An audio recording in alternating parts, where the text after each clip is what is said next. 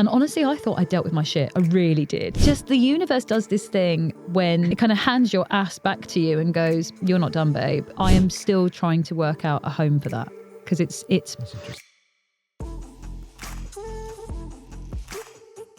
Annalie Howling. Yeah. Thank you so much for coming on again. My pleasure. For those of you, the people who didn't see episode 1, can you take it back for us and tell everyone a bit about you and a bit about your story? Of course. Thank you. Yeah. So I am by day a performance coach, high performance coach, and a trauma specialist. I specialize in sort of the trauma effects that may affect our performance in every way and in all of our connections. And my background is sort of had a big corporate job, had a massive cracking burnout. So if anyone wants to know about that, please look at that episode. And then became really fascinated in finding not even my way back to health, just finding out who the hell I was, frankly. And that led me on the path towards coaching, then the trauma piece, and then everything else has sort of come from there. And now I have a big sort of platform socially and a very big sexy project coming up. So nice. I love that. Yeah. We did the film was 6 months ago, the filming. What's been new in your life in the last 6 months? So there's the huge project that you two know about that I hate people like me. I can't tell you about it now. I can't say a lot about it. I'm writing at the moment. And so I can't say much about what it is because people obviously like to save that for the big kind of PR reveal. But what I will say, linked to what's new about me, and I think this could be quite relevant for here, is I had not anticipated the healing journey I would have to go on doing this writing. So you both know quite a bit about it. And in it is story, my own story and other people's, and some interviews, expert interview. And honestly, I thought I dealt with my shit. I really did. I was like, maybe even a little bit like healing smug, like, skipping around, like nothing can bring me down. Namaste. And then what's been happening, I'm not triggered. And then there was just the universe does this thing when it kind of hands your ass back to you and goes, you're not done, babe. And just a few things from interview and other people that honestly, and I'm someone that specializes in trauma, we've spoken about this, I had completely repressed, totally forgotten about. And it was like big stuff. And I am still trying to work out a home for that. Because it's that's interesting. Big. What stuff. do you put that down to? The fact that you maybe put that to one side, or maybe you just felt you had dealt with it? So definitely had not dealt with it. I put that down to, and this is sort of something I'm working around at the moment. 2 things. Like the universe will show you what you need to do when you're ready. There's a reel of mine that went viral, and it's the paradox of healing. And it's like, why me? Why now? Like I'm skipping around, loving life, and I've just been slapped round the face with something that I'd totally forgotten about. And I say in that reel, and go into more detail, it's like a compliment from your system that you're able to deal with this now. Like maybe you've had grief, a loss of someone you love, or anything, and you might obviously be terribly upset and be dealing with it. And then a few years down the line, you get more triggers or flashbacks. It's like, I thought I dealt with that. I was so low then. And that's why. But the other reason, and this is sort of what I'm hypothesizing, because I shoved it down. And I really shoved it down, and I didn't want to think about it. Like when we depress, like depressing things down into our system, I did a really good job of that. I pushed it right down. And also I think I would be in fight or flight at that time. And like I say, I had forgotten about that completely. Did you find it was easier or harder because of the job that you're in to do that? Which part? Well, the burying it deep down, because you're dealing with people day to day that go through trauma. So I guess it's one thing it's slightly ironic, isn't it? That you're having this thing in the back of your mind whilst dealing with other people's traumas as well, which is easier than your own, of course. Yes, because we can be compassionate for other people, so it's much easier. That's not the problem. Yeah, well, it's always easier to feel compassion for another. So it's easier. The cure for shame is self-compassion. That's the only cure for shame, and it's just so hard for us to generate true self-compassion, whereas I could, we're all just like, it's so much easier for me to empathize or feel compassion for you or remind you of the great things about either of you. Harder to do for ourselves. But this stuff is like, how old am I now? This stuff's about 10 years old. Okay. So this is before I was doing coaching, but fairly new, but before I'd got sort of towards the trauma piece. So this has come now. And that's kind of something that I'm dealing with. On the sort of whole trauma side, I'm really fascinated by it. After that first chat, remember we talked after, we were like, we didn't really know anything about that. One of the things you spoke about was fawning. Fawning. Can you tell people a bit more about that and that trauma side of things there, which people might not have listened to on the first episode? Sure. So I'm going to need to be quite careful what I say here, but I'll talk about what's come up for me, because that is fawning, like 101. Right. So something happened to me, a couple of things that were absolutely 100% not okay. And I fawned in that situation. I felt unsafe. It was quite violent. I was scared. I was in a situation and circumstance where I think I was definitely frightened and didn't know what to do, and probably didn't feel that I had any resources available. And the perpetrator involved, shall we say, also asked me to collude with them and told me it was my fault. And in the past episode that we did together, I talked about childhood stuff with me. I grew up in a very violent childhood where my father was incredibly violent with me. Incredibly. Like the age my daughter is now, I remember him punching me in the face in a restaurant and like blood everywhere. And getting back, we was on holiday in Spain, and getting back to the apartment, and my mother hadn't been out for dinner that evening, and them looking to each other and colluding and telling me, oh, you did say you'd never had a nosebleed before. Like, oh, you did say you wanted a puppy for Christmas. Wow. So the collusion is really confusing. If you've ever been in a circumstance like that, when something's happened and you know inherently it's not right, but someone said to you, well, you made me do that. You made me do that. And there's going to be a lot of women listening to this that are like, there's shivers. So for me, growing up in a household where I was told I was bad and I made my father do that, and you think, well, it must be so awful. These people are put on this earth biologically to care for me. I must be so bad. I must be so terrible to make him do that. Now, rationally, I know that's not true. Inside myself, I knew that wasn't quite right. But you're 7, I can't meet my own needs.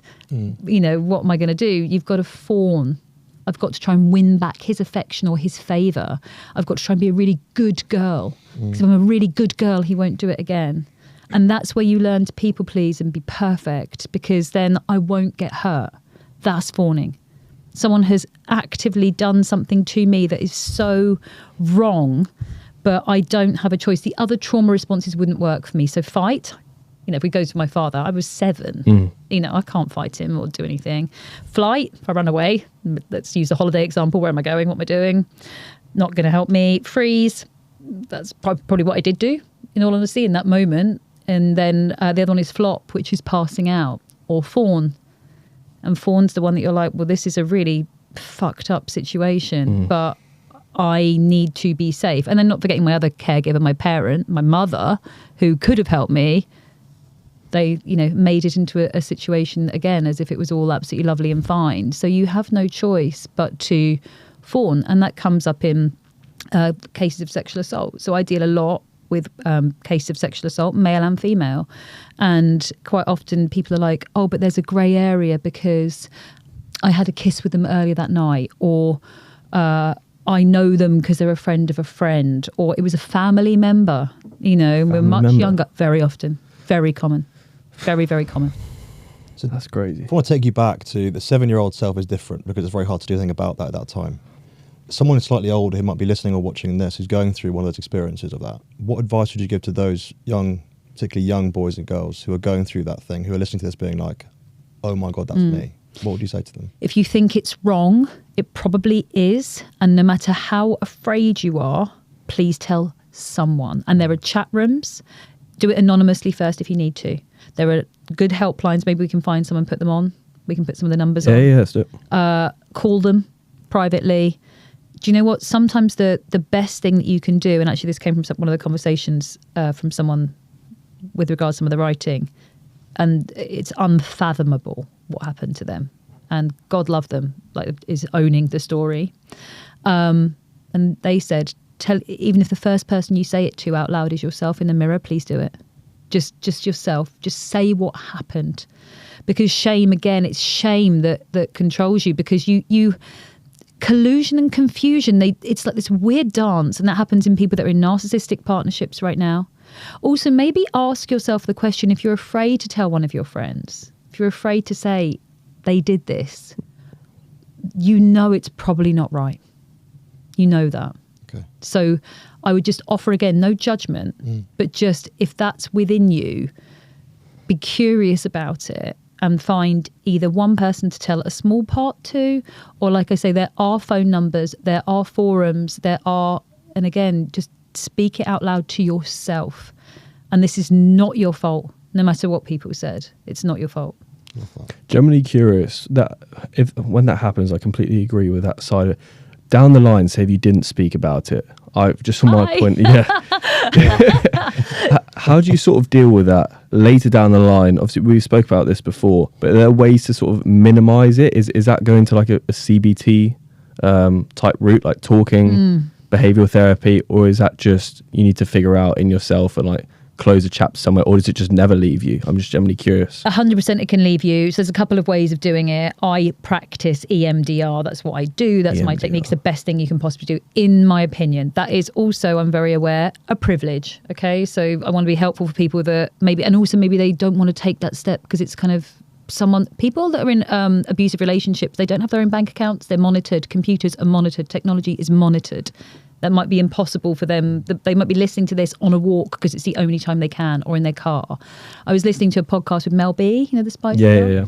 And she has reissued her book, and she's now going into organizations, for example, to train big companies to look for signs of people that might be in abusive relationship, because they probably don't want to go home, because work actually is the safe place where they are. School. Right, exactly. Yeah. So she's doing that and her daughter's doing it at schools, which is amazing and really helpful. So, I mean, also to people listening, if this isn't happening to you, like potentially if you're concerned about a friend, it's good to sort of understand some of these signs. So taking privilege aside, if you can get CBT, if you can get help, EMDR is available in the NHS. If you can get to a good doctor and ask them and kind of maybe be a bit pushy if you need to, that is available. There are practitioners there. If you can't do any of that, there is a cure for the shame. There is a cure for what you're feeling, the confusion, the collusion, the being told a message, not thinking it's right, but going along with it, the fawning, coming out the other side of it later, potentially a bit like I did. You do have to be able to practice self-compassion. And that is like, oh, brilliant, like self-love, great. But a technique that I want to offer for somebody to try and be helpful. If we use the example of me in that restaurant when I was 7 years old, that's my daughter's age. Now, what you do is if you can connect your inner child, great. Because even if it was 6 months ago, it's a younger version of yourself, okay? Whatever it is you're doing. Most often than not, it's somewhere maybe in childhood. But if it is a relationship that's a couple of years old or whatever, there's still a younger version of you that maybe knew less than you did now, or whatever it might be. No shame, no judgment. But you find someone. So in the restaurant scenario, I put my daughter in that chair. You run the entire scene again, and you see if there was anything that she did that would warrant that kind of assault. And the answer is obviously no. And remember I said at the start, it's much easier to have self-compassion for another than ourselves, which is healing is an incredible journey, right? Yeah. So, and there's loads of paradoxes in it. But that is a way. So if you're looking at something from your childhood, a niece, a nephew, a friend's kid, you're in a child, or like I say, if it's something fairly recent, that younger version of yourself, but sexual assault, you put your best friend in that situation and you tell me if they did anything that is a grey area, quote unquote. Because as soon as you do that, and I do that with clients a lot, no, well, of course not. Right, we need to learn how to put that lens on ourselves. So would that be a brief explanation of what EMDR is? For those that don't know, listening and watching, for example. Yeah, so EMDR is eye movement desensitization reprocessing. And what it does actually is EMDR allows you to sort of finish the loop, complete the cycle. Because when we're experiencing trauma, we go into our, you think about it, think about your heart rate going and you're becoming activated, right? So that's your amygdala, your limbic system, animal, prehistoric brain, we're in the arena. And then your prefrontal cortex, which is sort of cognition, let's say shopping lists, dates, times, everything, and your broca's area, which is language, offline. We don't need that right now. I don't need to know what I need to get at Waitrose later. I don't need to remember my Spanish lessons. I need to get the fuck out here right now in whatever way is safe. Fight, flight, freeze, flop, fawn. You do not get to choose.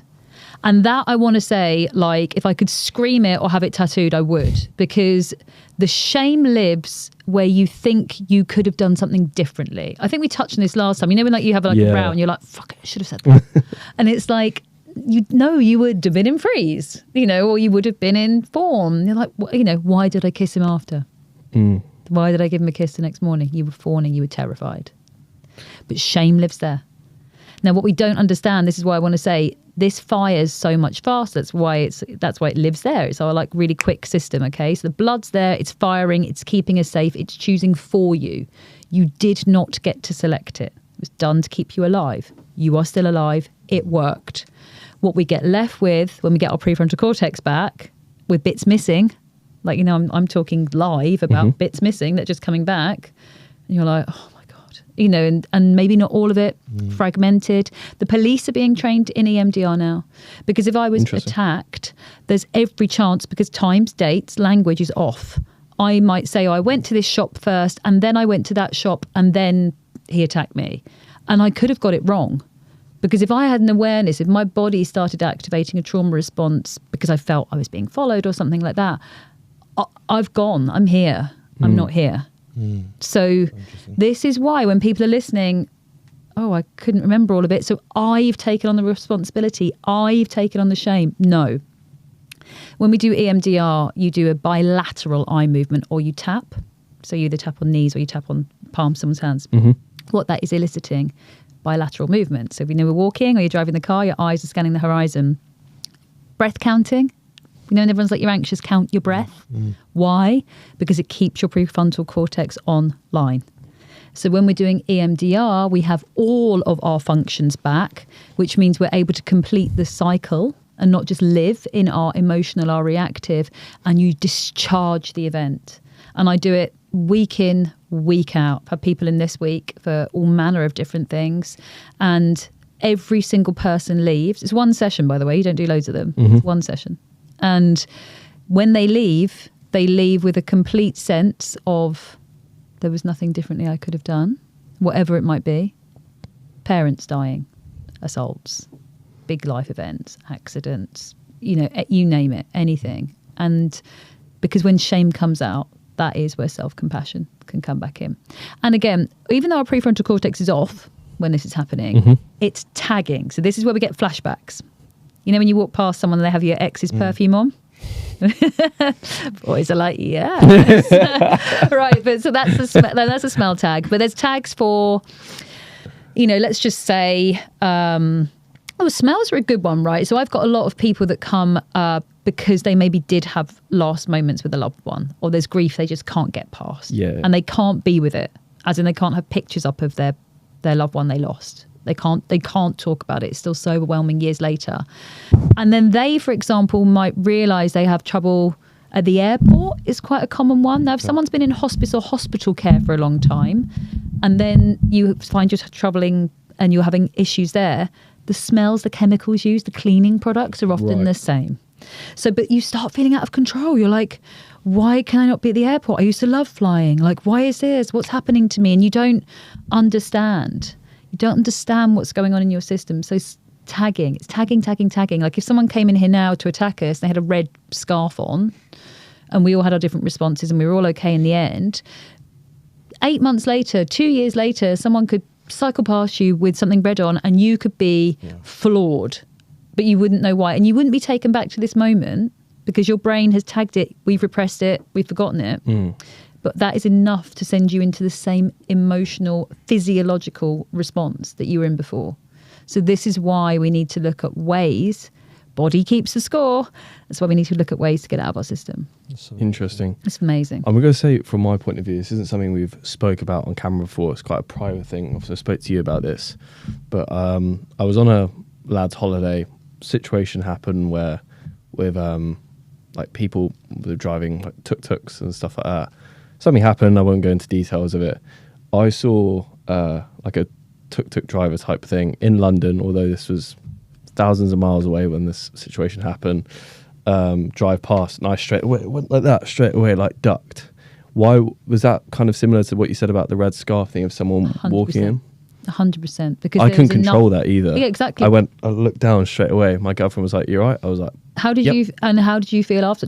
Were you like, why did that happen? Racing heart. Yeah. And I was a bit like, will it happen to me again? So I'm in England as well. Yeah. And it had like no correlation to anything. So then you can start feeling out. Thank you so much, by the way, for sharing that. And like, because then you can be like, will it happen to me again? Do I have to avoid Leicester Square? Now I can't go, because this is what happened. This is real. Because like you say, you were thousands of miles away, and this is a very real thing for people. And then they will start changing their life. They will start not going to the West End. They will start, because maybe they don't understand what the thing was. And yeah, you think about people that served, someone in the room that served, you know, you think about people that served, and like I work for a charity, Veterans of the Armed Forces, and they come off a tour and they'll be on a holiday somewhere, you know, somewhere lovely like Mallorca, and you hear some construction noise and they are under the sunbed. Yeah. We're laughing. The ex-medic in the room is laughing. You know. So we've got, but it's true. You can't control it. It's not It's not. I think that's gunfire. I shall get under this sunbed. That is just like with you in the tuk-tuk. It's with it because it's in your system still. It's like muscle memory. That's what this is. It's muscle memory. I just went into that fight or flight type thing straight away. Yeah. It was very weird. It's never happened to me before. Apart from that, it was obviously not a great situation on a lad's holiday, but just classic lads. Yeah, it's just it is what it is. But I didn't understand how like traumatic in a way that would have been for me, because it sounds very silly. We spoke about this off camera. Again, I won't go into details of it. But like, it didn't seem like something that when I come back it would bother me as much as it did. If that makes sense. Well, you probably were repressing it at the time. You're away from home. You're in another country. I mean, I don't know what's happened, but, you know, there's a lot of factors there that kind of make you unsafe. Let's look at it that way. You know, you're not at home. Don't know what's happened, but, you know, there's a lot of other things that you're not in your normal environment. You haven't got to go home to your own bed and decompress or any of those things. So, you know, you have to get yourself back from that trip, whatever may have happened, like the relationships, the situations, the people involved and everything else like that. Like it takes, you know, why me, why now? Like, and that was probably the first time that you saw something that, did elicit that. That had for all you know, it could have been like a sound that it made, and it may not have even been, or a flash of the shape of it, the size of it. That's all it takes. That's all it takes. Joe here. Hope you enjoy part 1.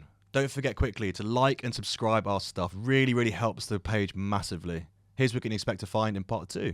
Enjoy. Relationships ask us for intimacy, okay? Relationships drive us for commitment. We want to know everything about the other person. You know, we said, like, why is the best sex with the worst people usually? You are free because you realise it's not you and it's not something you did.